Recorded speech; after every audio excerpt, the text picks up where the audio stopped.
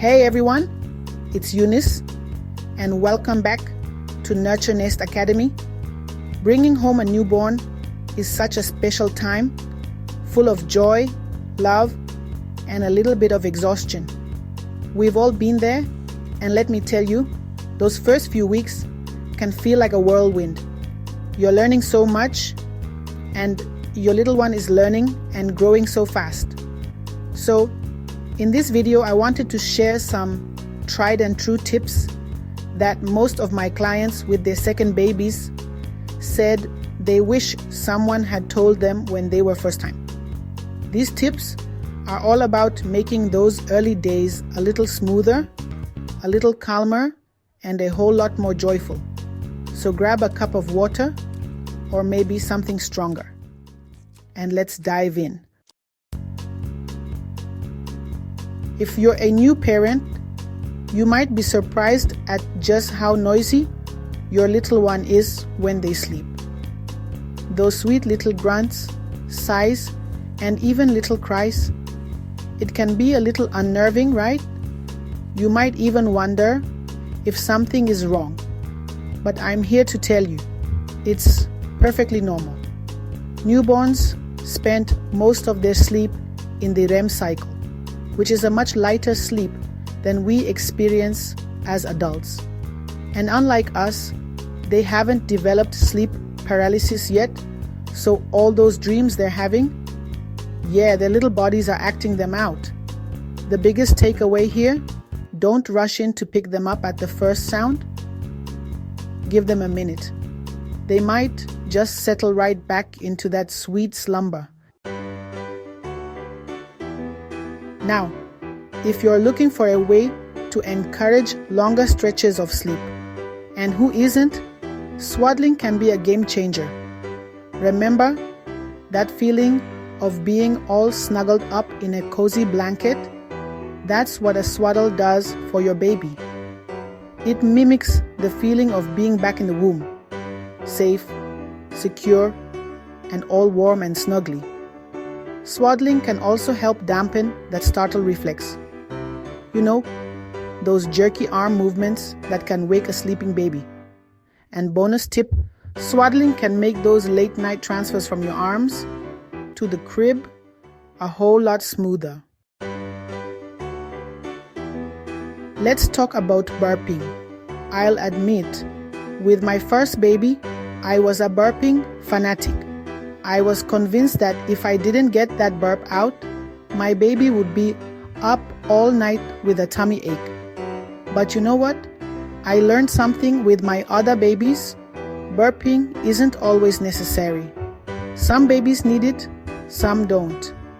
If your little one seems content and comfortable after a feed, even without a burp, you might be able to skip it altogether. Of course, if your baby is fussy or seems uncomfortable, try burping. But if it becomes a whole ordeal, don't stress about it too much. Chapter 4. Your newborn's secret language. Decoding baby cues. Your newborn might not be able to say, "I'm hungry" or "I need a cuddle," but they are communicating with you, and it's fascinating. They use subtle cues like rooting their head for food, rubbing their eyes when tired, or even turning their head away when they need a break from stimulation. Learning to read these cues is like unlocking a secret language. It deepens your connection and makes responding to their needs so much easier. Pay close attention to their little faces, their movements, and sounds. You'll be surprised how quickly you become fluent in their language. Chapter 5. The soothing power of sucking. A newborn's best friend. One of the most basic needs for a newborn, besides food and sleep of course, is the need to suck. It's incredibly soothing for them, whether it's breastfeeding, bottle feeding, sucking on their hands, or using a pacifier. That sucking action releases calming hormones that help them relax and feel safe. Now, I know there are different opinions on pacifiers, and that's okay. Every family has to do what feels right for them. But if you do choose to use a pacifier, it can be a helpful tool for soothing, especially in those early weeks.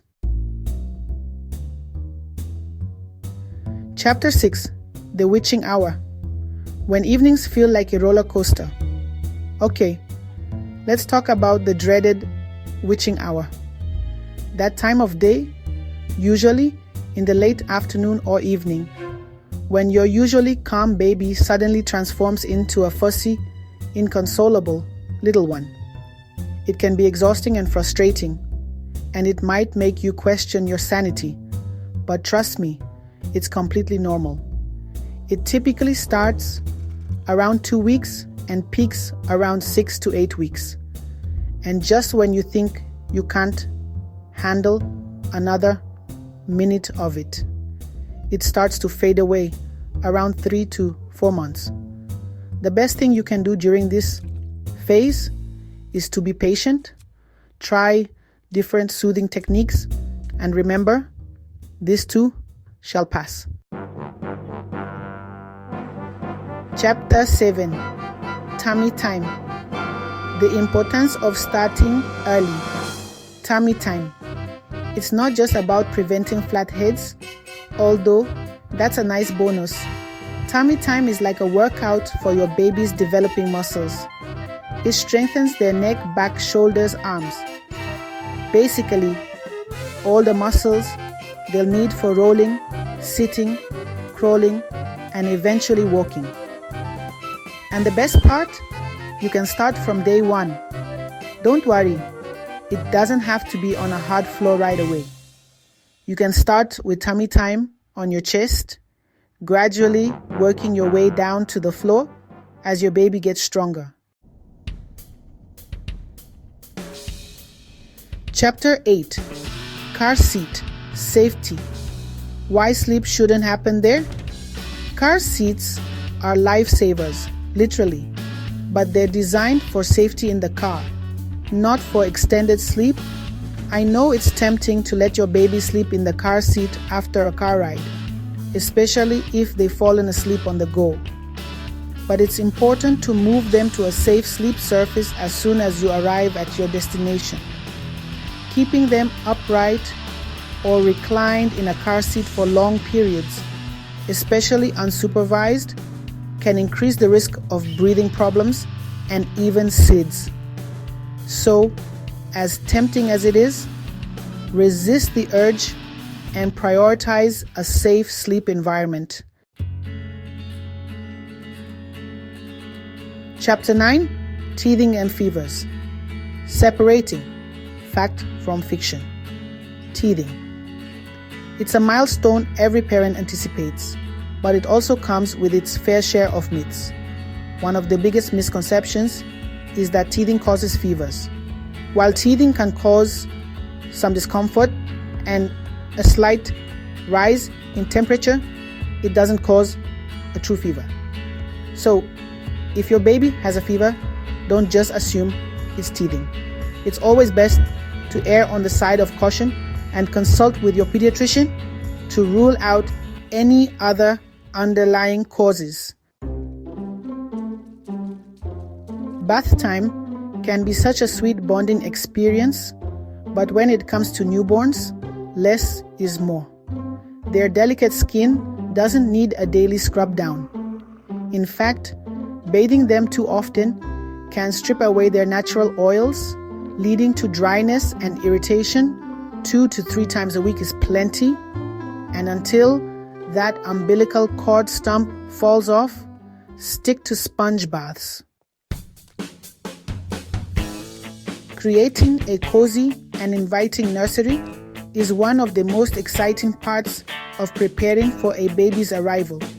But amidst all the adorable nursery decor, it's important to remember that safety should always be the top priority.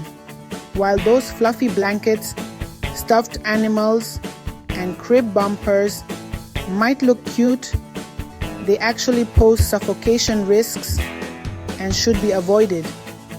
A firm mattress with a fitted sheet. That's all your baby needs for safe and sound sleep.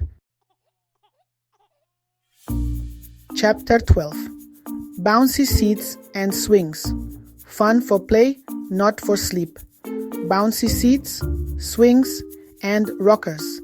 They can be lifesavers for giving you a few hands-free moments. But here's the thing. They're not designed for sleep. While it might be tempting to let your baby nap in one of these, the reclined position can put them at risk for breathing difficulties. It's best to use these for supervised playtime only. And when it's time for sleep, transfer your baby to a safe, flat surface. Chapter 13. Baby Wearing 101. Mastering the lthy rule. Baby wearing.